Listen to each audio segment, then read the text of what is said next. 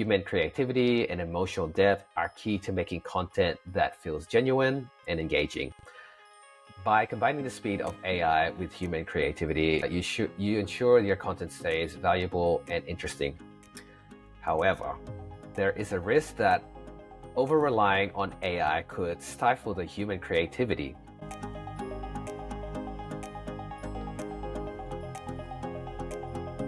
All right, Dudley, I thought we would deviate from our usual chat about automations and focus on the other part of Leverage Flow, which is the AI side. So let's talk about one of the most important topics in marketing, which is content creation. It's definitely taking the world by storm for the last few years, and I feel like it's just going to continue to get more popular in the next few years to come. So, how AI is transforming content creation. Let me start it off by going to our first point about AI-driven content analytics. Now, an important point of that is understanding your audience, and AI tools can sort through large amounts of data to help you understand what your audience likes, how they behave, what trends they follow. And this information can guide you in creating the content that speaks directly to different groups within their audience, making it more engaging and more personalized. However, while AI tools can analyze a lot of data, they might not fully understand the nuances of human behavior or cultural trends. So relying too much on AI for audience insights can lead to generic content that misses the mark, especially if the data is either outdated or incomplete. So do you have anything to add to that? Understanding your audience, I think, needs to have a combination. And this is really, for me, where I think AI does not work, is relying totally on AI to say, my target market is, let's say, professionals in the Los Angeles area that do legal work or that do accounting work or so on for clients, and I'm trying to sell them a piece of software, for instance.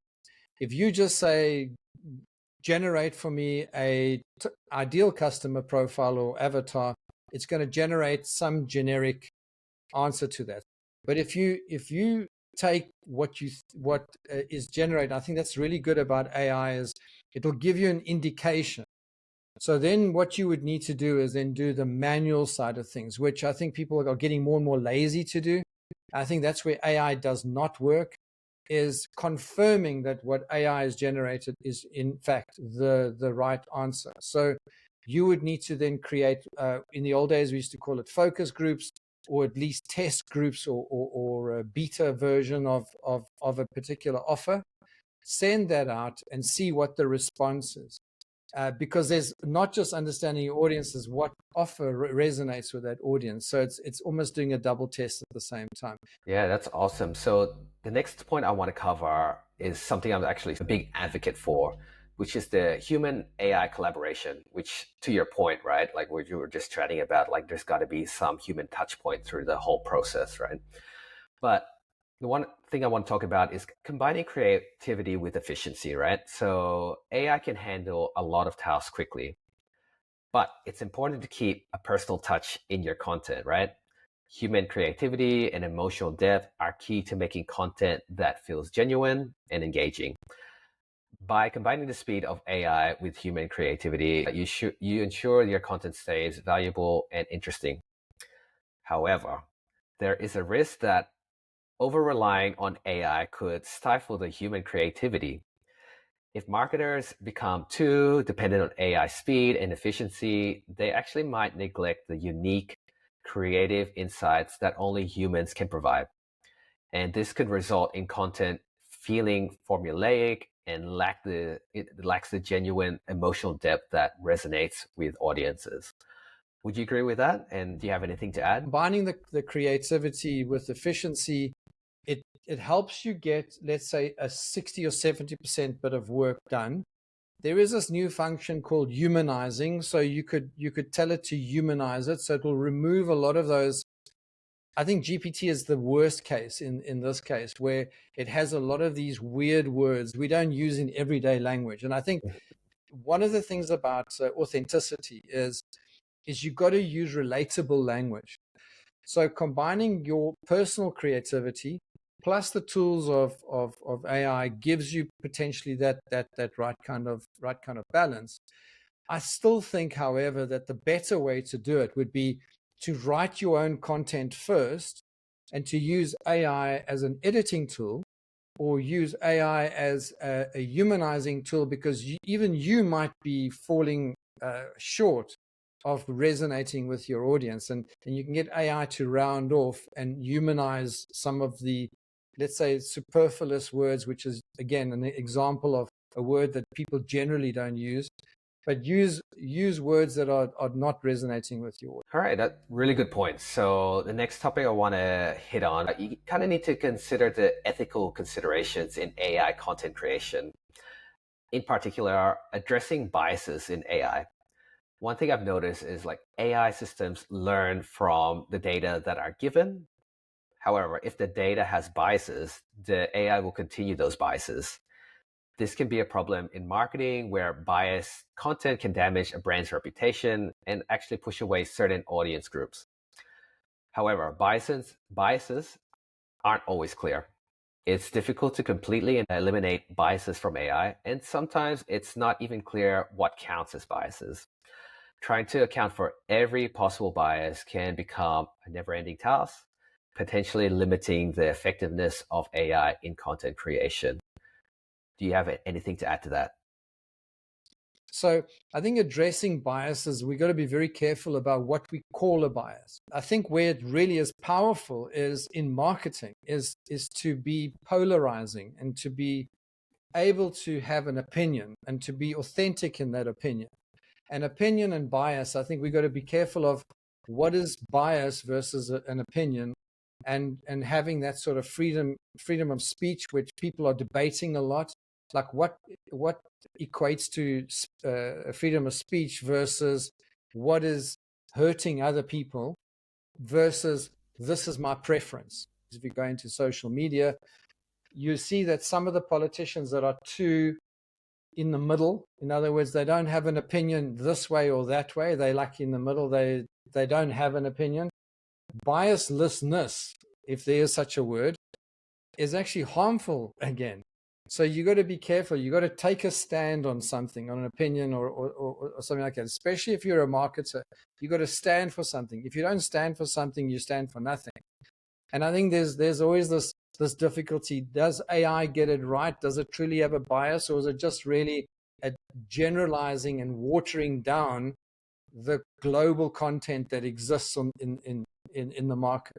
And then it also does it take into account cultures and cultural preferences. So it's preferences, opinions, and bias. I think we've got to be careful of what we call bias versus not bias. Cool. All right. Let's move on to something more enlightening. And I feel like one of the more important functions you can use AI for, especially someone like myself who does websites for a living, is SEO and optimizing for SEO. The biggest, I guess, issue people have with SEO is finding the right keywords. And I find that AI tools can quickly go through large amounts of information to find the best keywords for SEO. And this helps improve search engine rankings and brings more organic traffic to your website. However, the biggest thing I see is people take this and what I call keyword overload. So that's where you just use the keywords that AI has suggested for your content. So AI might actually overemphasize keyword optimization, leading to content that's stuffed with just keywords and actually lacks meaningful value. And this in turn can actually hurt the readability and user's experience, which ultimately can damage the website's reputation and rankings. Have you seen this before? I see it a lot, and I feel like it's something that needs to be talked about.